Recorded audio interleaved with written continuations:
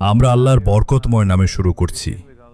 আমরা তার প্রশংসা করি এবং আমরা তার মহিমা বর্ণনা করি যেভাবে তার প্রশংসা ও মহিমা বর্ণনা করা উচিত, এবং আমরা শান্তি ও আশীর্বাদের জন্য প্রার্থনা করি তার সকল মহান রাসূলদের ওপর, যার মধ্যে অন্তর্ভুক্ত রয়েছেন তাদের সকলের শেষজন বরকতময় নবী মুহাম্মদ সাল্লাল্লাহু আলাইহি ওয়াসাল্লাম।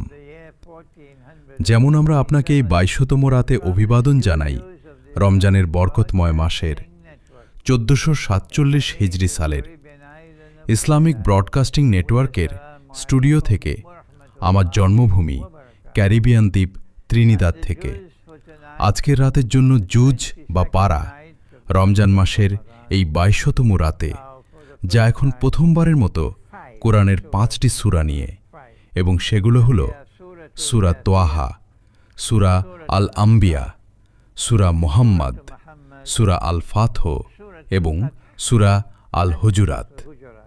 লক্ষ্য করুন যে মাসটির শেষের দিকে আসার সাথে সাথে সূরাগুলো ছোট থেকে আরও ছোট হয়ে আসছে, কিন্তু অন্য কিছু একটা ঘটছে। এটি কেবল সূরার দৈর্ঘ্য বা আকার ছোট থেকে আরও ছোট হয়ে আসা নয়, বরং অন্য কিছু। যখন সূরাগুলো দীর্ঘ হয় তখন ভাষা কাব্যের চেয়ে গদ্যের মতো বেশি হয়।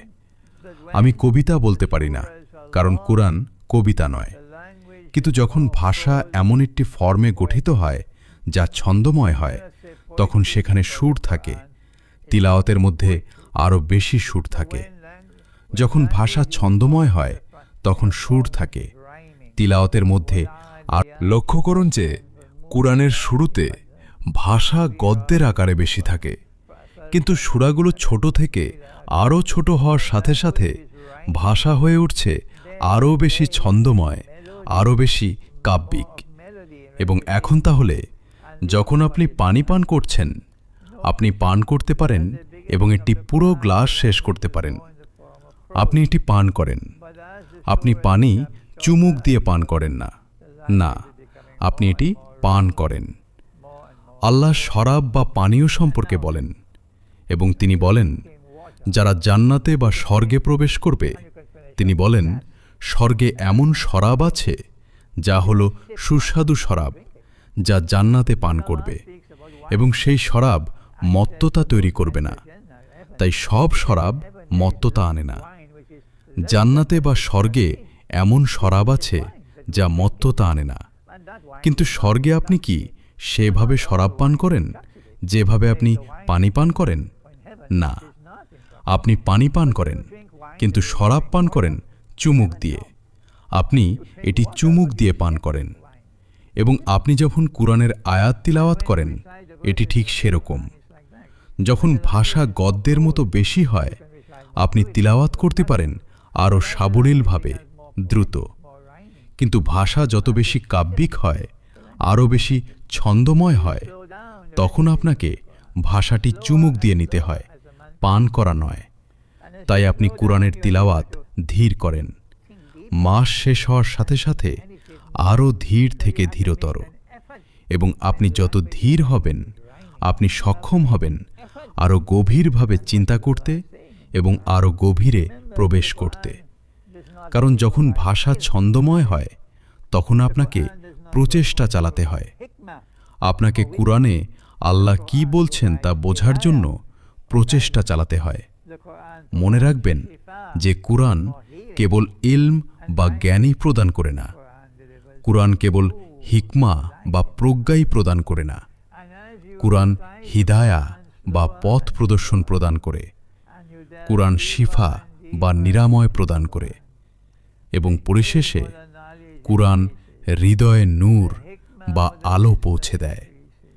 এবং আপনি যখন কুরআন আরও ধীর থেকে ধীরতরভাবে তিলাওয়াত করেন এবং আপনি কুরআনের গভীরে প্রবেশ করেন, তখন ইলম বা জ্ঞান বৃদ্ধি পায়, বা পথ প্রদর্শন বৃদ্ধি পায়, শিফা বা নিরাময় বৃদ্ধি পায়। কিন্তু সবচাইতে বড় কথা হল নূর বা আলোর হৃদয়ে বৃদ্ধি পায়। এবং তাই আমরা নূরের জন্য কুরআন তিলাওয়াত করি। এবং যখন হৃদয়ে নূর থাকে, তখন চেহারায় নূর থাকবে, কণ্ঠে নূর থাকবে, এটি লুকানো যায় না, এবং যদি সেখানে নূর না থাকে তবে এটি কৃত্রিমভাবে তৈরি করা যায় না। আল্লাহ যাকে ইচ্ছা নূর দান করেন, এবং তাই রমজান মাসের এই 22তম রাতে আমরা আপনাকে বলছি, আপনি যেখানেই থাকুন না কেন, আপনি যদি মোমবাসায় থাকেন, মোমবাসা শোনো, আমি মোমবাসায় তোমাদের ভালোবাসি।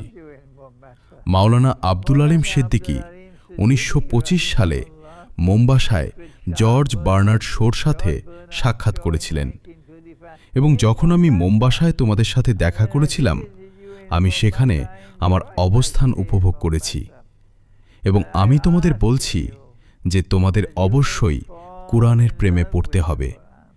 সবচাইতে বড় কথা হলো, যদি তুমি একটি মেয়ে হও এবং তোমার বয়স 17 বছর হয়, তবে কুরআনের প্রেমে পড়ার এটাই সময়।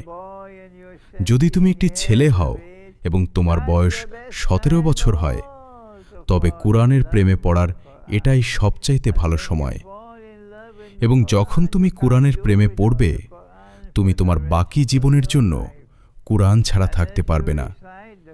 এবং আপনি যখন কুরআন তিলাওয়াত করবেন, তখন আরও বেশি বেশি নূর আপনার হৃদয়ে প্রবেশ করবে।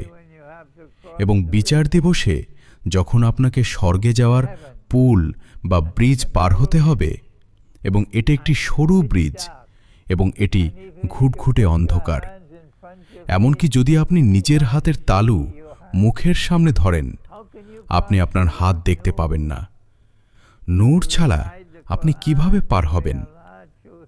যদি আপনি কুরআন সেভাবে তিলাওয়াত করেন যেভাবে আল্লাহ এটি তিলাওয়াত করতে বলেছেন, এবং আল্লাহ আপনার হৃদয়ে নূর দেন, তবে সেদিন আপনি স্বর্গে যাওয়ার সেই ব্রিজটি পার হতে পারবেন, যখন অন্যরা নূর ছাড়া জাহান্নামের আগুনে পতিত হবে।